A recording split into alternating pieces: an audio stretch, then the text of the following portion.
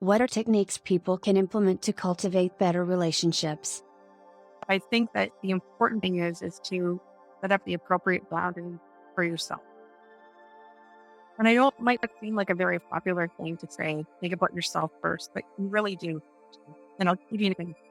If you've ever been on a plane, the flight attendant will say if those oxygen masks come down and you're traveling with a child, that the mask goes on you first.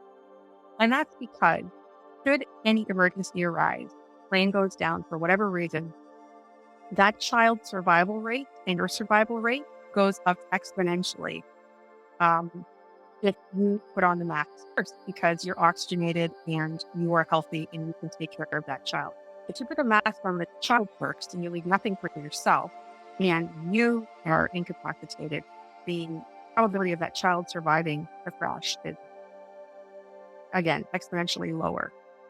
So if we move that into our daily life, it's the same thing. I have to fill me up. I have to take care of myself first in order for me to take care of the other responsibilities I have in my life. So that mask has to come on you first.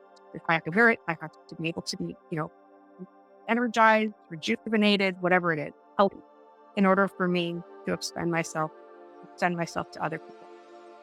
So in relationships, I think that that's important. That each individual puts this first, but not at the expense of the other person. It's not to say, I got to take care of myself. I don't have time for you, but rather, this is what I'm going to do for myself.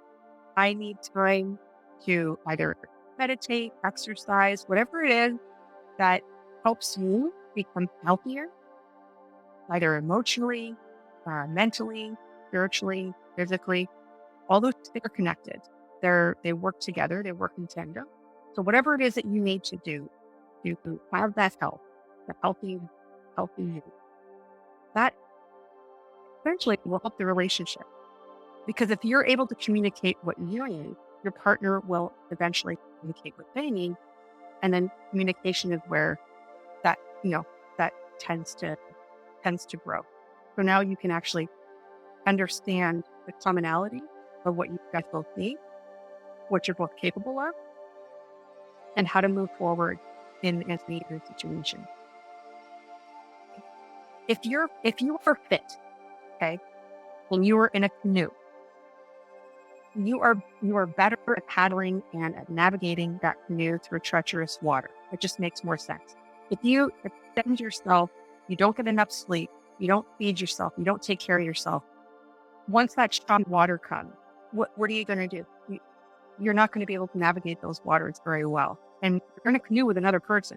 So now both of you are at risk if you don't take care of yourself.